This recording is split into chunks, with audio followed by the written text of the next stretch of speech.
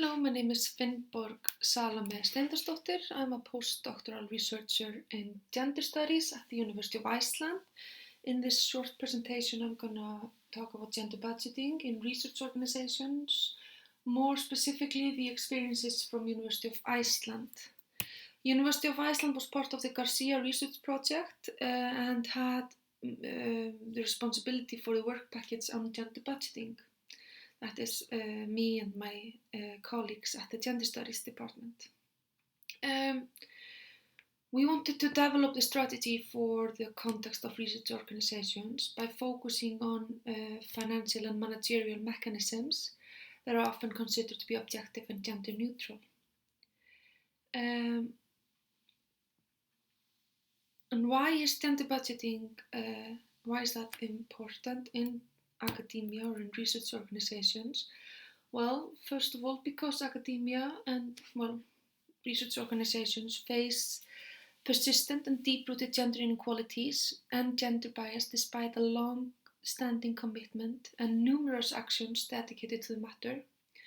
Women are underrepresented in senior academic and decision-making positions, even though there have been a majority of university graduates in Europe since the 1990s. And this also applies to Iceland, where women have been the majority of university graduates for almost 4 decades. Moreover, women and men are educated in and working in different fields, with gender disparities in relation to rank being more exaggerated in the male-dominated fields. Gender disparities in academia are frequently justified with meritocratic explanations and choice, with women being seen as the problem. This does not come as a surprise, as these ideologies of merit, excellence, and quality dominate academic and scientific cultures. These ideologies that are often considered to be objective and gender neutral. However, studies reveal that these ideologies are gendered and biased against women, and also intersect with race, ethnicity, and class discrimination and reproduce economic structures of inequality in academia. The ideologies of excellence and merit are intensifying in the era of global competition and with new managerial reforms in higher education. Research organizations are increasingly being run like corporations, where the performance is measured and assessed. This is done to increase scientific output and enhance the institution's competitiveness in the global market. This trend has also been described as Mac University and academic capitalism. Today, the emphasis is on the organizations to be high-ranked universities in the international rankings, the dream of being Harvard or excellent. And to reach that goal, many are applying new managerial instruments and performance measurements with incentives to increase scientific productivity among their academic staff. And in the Garcia project, we saw this emphasis. We also saw that this is perceived to be objective and gender neutral technical procedures. And in the project, we decided to map and assess the gendered impact on these financial and managerial mechanisms. And what we found was, in short, that teaching and research is more highly valued and rewarded within male-dominated fields than these same tasks when performed within the more feminized fields. The University of Iceland is an interesting case as the comparison of the Garcia organizations indicates that that university has taken this operationalization of new managerial techniques to the furthest, and in its efforts to efficiently work towards the goal of move upwards in the international rankings. University of Iceland is also a very interesting case, as the government of Iceland and the university itself take much pride in being at forefront of equality. And it has even put gender budgeting on the agenda. It has had it on the agenda since 2013 in its equal rights policy. However, the adaptation of gender budgeting has been at a very slow pace. The aim was in the equal rights policy for 2013 to 2017, the aim was to adopt gender budgeting and put on a task force. A task force was working, but it did not fulfill its objectives of adopting gender budgeting for the institution. However,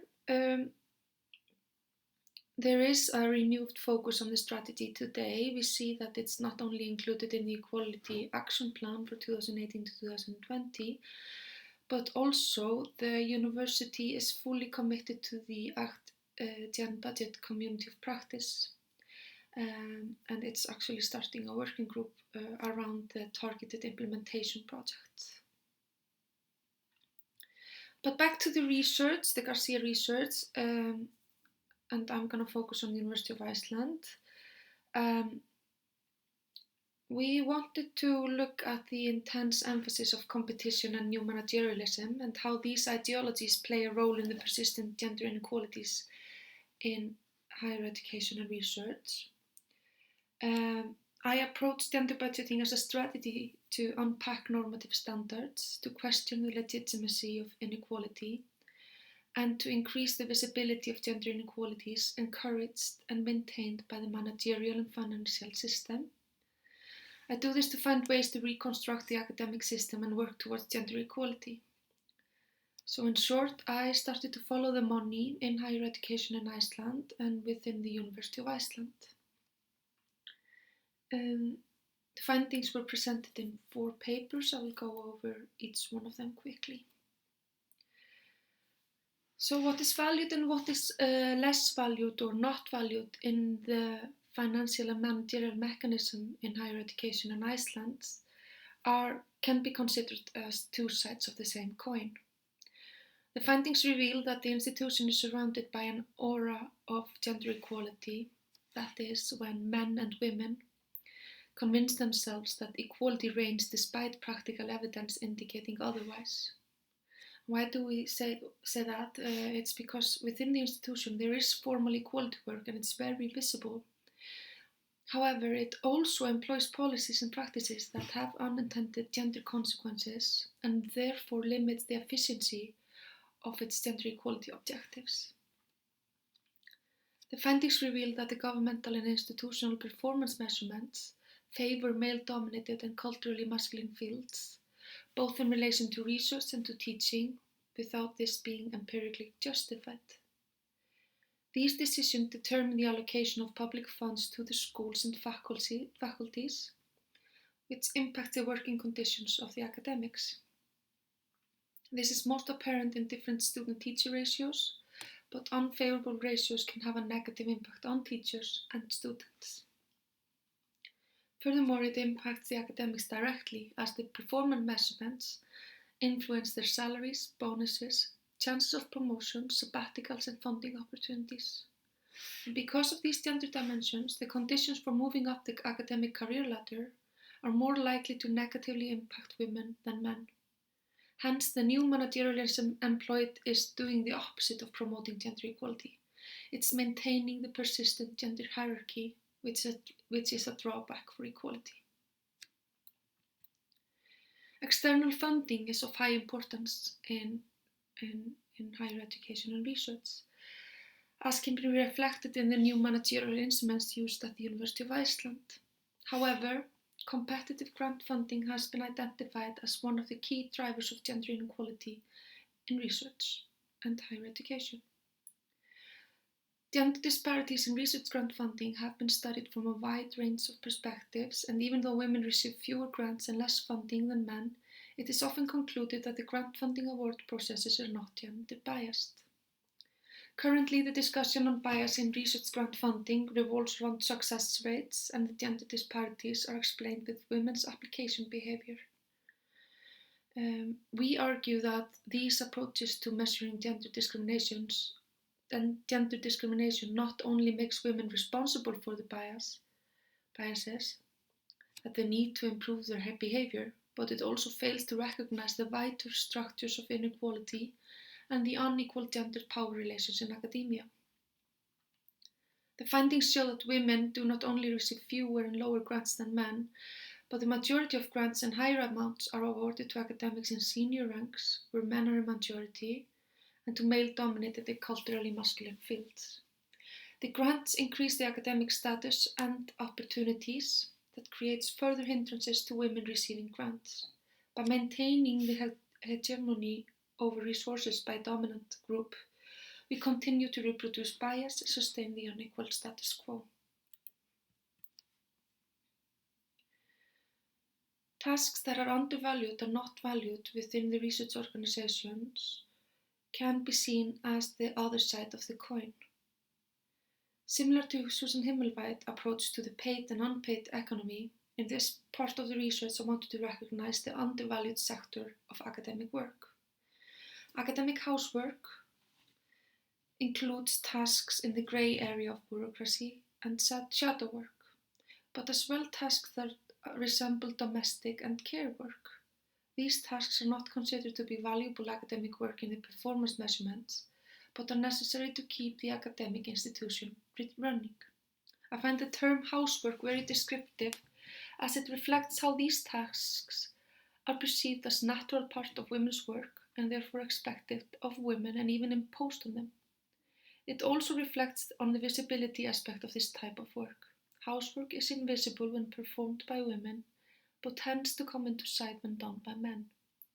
The findings reveal that, in addition to increased pressure to publish and obtain research funding, the amount of academic housework has increased, especially in fields where there is an unfavorable student-teacher ratio. However, it is clear from the findings that women and academics in low-ranking positions are more likely to be encouraged to take on those tasks, and are often not in position to resist them.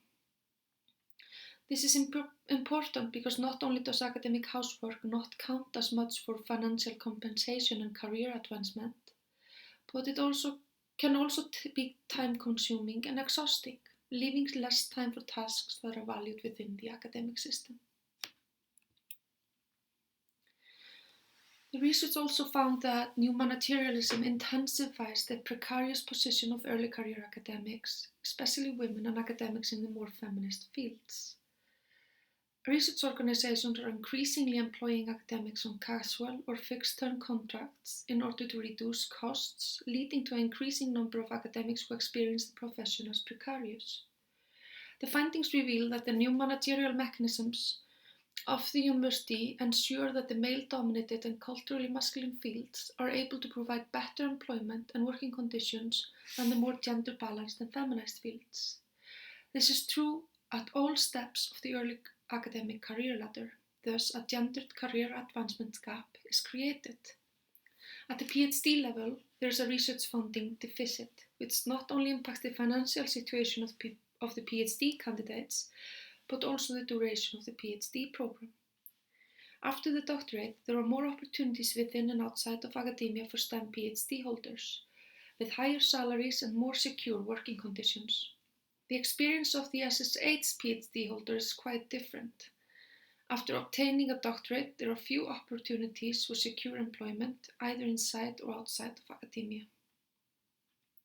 Assistant professors are not immune to the precarious working conditions. There is immense pressure on them to publish and to secure external funding. Because of the financial advantage of the male-dominated fields, they are able to provide more support by minimizing the academic teaching workload and increasing research funding. Furthermore, the findings show that women in the more privileged fields are in a subordinate position within their fields, but because of their field status and relation to the masculine, they enjoy many of privileges associated to their disciplines. However, because of their gender, women have to or are expected to take on additional tasks such as academic housework. And I believe that with our research, we have used gender budgeting to increase visibility and hopefully to decrease the legitimacy of the inequalities. Those conditions are the first step towards change. They create opportunities to readdress the inequalities by reconstructing policies and redefining the norms and standards used to allocate resources. However, in order for gender budgeting to be successful, decision makers have to act upon the knowledge gained. There is a paradoxical aspect of using gender budgeting to critically analyze new managerialism in academia, as the strategy relies on new managerial instruments in order to perform a gender impact assessment and take actions in order to facilitate equality and efficiency of policymaking. Data obtained through new managerial instruments has, without being originally intended for that, improved transparency and created important knowledge on the gendered power relations. The new managerial tools have increased awareness of gender biases in financial and managerial policies and processes. So it could be said that gender budgeting aims to capitalize on the current system in order to reach different objectives than the neoliberal project, as it aims to advance gender equality. Nevertheless, we have to be critical and ask ourselves, are we going to adjust women to the dominant norms and system? Not only in academia and research are we dealing with educational and occupational gender segregation and a gender pay gap, within which women's work and time is undervalued, but we also know that women carry most of the workload and responsibilities when it comes to unpaid care work. If we are serious about working towards equality in academia, we have to re-evaluate the norms and standards that govern the allocation of resources. We have to approach things differently in order to affect change. And I believe gender budgeting has the potential to do so. Thank you very much.